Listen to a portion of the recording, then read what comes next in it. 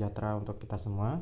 Pada kesempatan kali ini, saya Gede Dimas Harikusuma dan dua rekan saya, Maulidia Sofyani dan Miladia Jembari Rohima, akan mempresentasikan tentang Decision Support System. Decision Support System merupakan salah satu produk perangkat lunak atau software yang dikembangkan secara khusus untuk membantu manajemen dalam proses pengambilan keputusan. Sesuai dengan namanya, tujuan dari dipergunakannya sistem ini adalah sebagai second opinion atau information sources yang dapat dipakai sebagai bahan pertimbangan sebelum seorang manajer memutuskan kebijakan tertentu.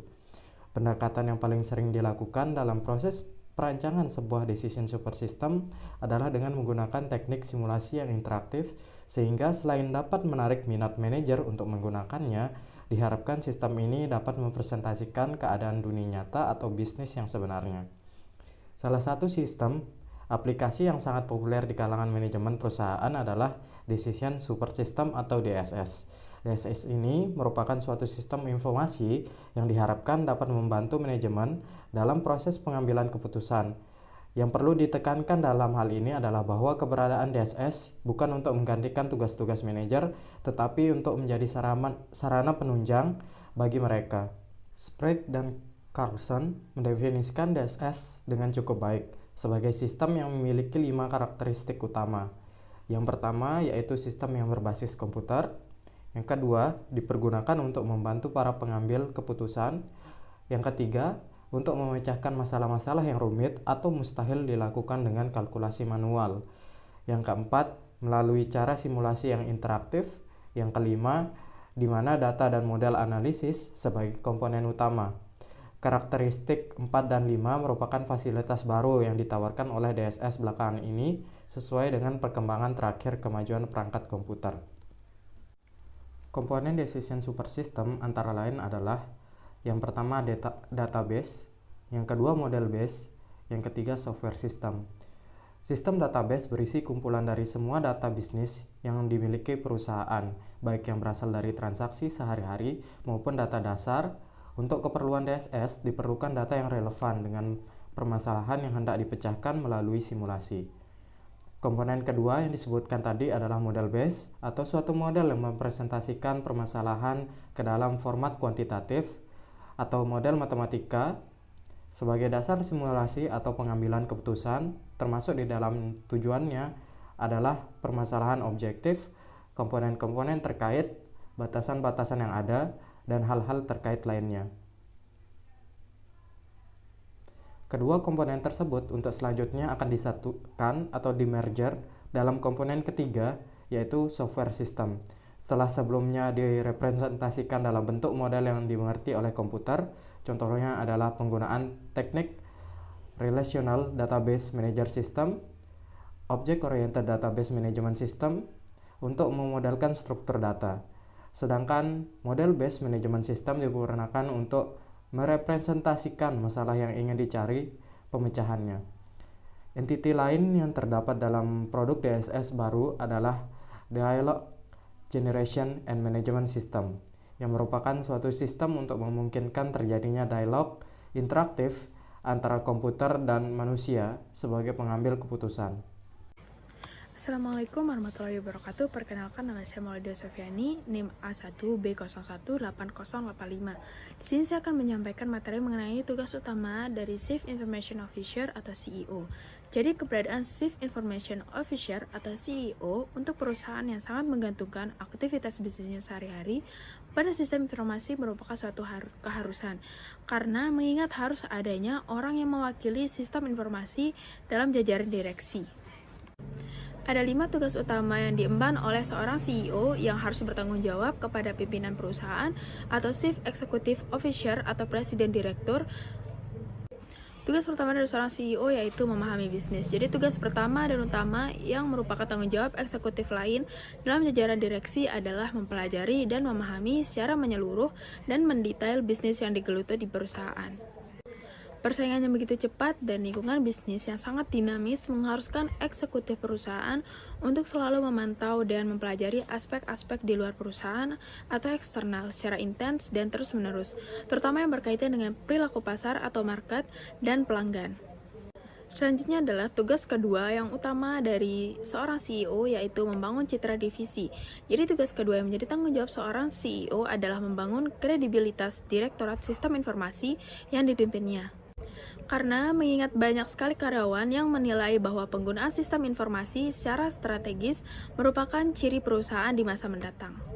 Strategi yang paling efektif adalah dengan cara membantu para SDM di dalam perusahaan untuk meningkatkan kinerjanya melalui utilisasi teknologi informasi. Karena hal tersebut merupakan misi utama dari keberadaan sistem informasi pada sebuah perusahaan. Selanjutnya adalah pemberian pendidikan dan pelatihan kepada para pengguna atau user sistem informasi, mulai dari staf sampai dengan manajer eksekutif, merupakan salah satu cara lain untuk meningkatkan citra divisi sistem informasi.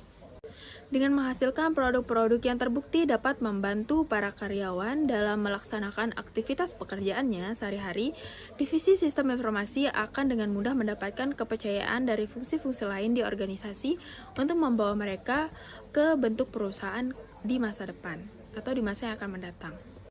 Selanjutnya tugas utama yang ketiga dari seorang CEO adalah meningkatkan mutu penggunaan teknologi.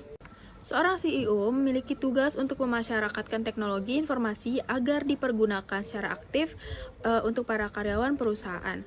Selain pemberian program-program pelatihan atau training yang bersifat edukatif, diperlukan suatu strategi untuk membuat karyawan tertarik belajar lebih jauh dan memanfaatkan teknologi informasi yang ada. Caranya bisa beraneka ragam, mulai dari yang bersifat hiburan atau entertainment, seperti melalui permainan pada saat rekreasi perusahaan atau company outing, sampai dengan yang sangat serius. Seperti diadakannya workshop khusus, tujuannya adalah agar para karyawan akrab dengan komputer atau computer literate, sehingga selain dapat meningkatkan kualitas kerja mereka, inovasi-inovasi baru berupa ide-ide pengembangan di masa mendatang akan turut berpengaruh pada pengembangan sistem informasi di perusahaan. Selanjutnya tugas utama yang keempat yaitu mencanangkan visi teknologi informasi. Menentukan visi perusahaan melalui pemanfaatan sistem informasi di masa yang mendatang, seorang eksekutif senior yang baik adalah yang selalu bersifat proaktif. Jadi membantu perusahaan mencanangkan visinya di masa mendatang adalah salah satu contoh sikap proaktif yang harus dimasyarakatkan di kalangan perusahaan. Visi pemanfaatan sistem informasi merupakan bagian integral yang tak terpisahkan dari visi perusahaan secara umum. Tetapi tugas CEO tidak hanya terbatas untuk merumuskan visi saja, namun yang bersangkutan harus dapat memasyarakatkan ide-ide yang ada ke seluruh jajaran manajemen dan staf atau create a vision. Terdapat banyak teknik dan teori yang ditawarkan kepada manajemen untuk membantu merumuskan dan menjual visi kepada seluruh jajaran karyawan secara efektif. Hal ini sangat penting karena visi merupakan akar dari seluruh aktivitas yang dilakukan oleh perusahaan dalam kegiatan bisnisnya sehari-hari atau setiap hari. Misi yang terakhir dari seorang CEO tentu saja membuat sebuah visi menjadi nyata, yaitu merencanakan dan mengembangkan arsitektur sistem informasi perusahaan yang terdiri dari komponen-komponen seperti software, hardware, brainware, proses dan prosedur, infrastruktur, standar, dan lain sebagainya. Baiklah, saya Miladia Jembari Rohimah dengan NIM A1B018089 akan menjelaskan mengenai penjabaran konsep arsitektur sistem informasi. Kami mengambil contoh salah satu perusahaan pembuatan pesawat terbang terkemuka, yaitu Boeing. Boeing dalam bisnisnya sehari-hari melibatkan teknologi informasi yang sangat canggih.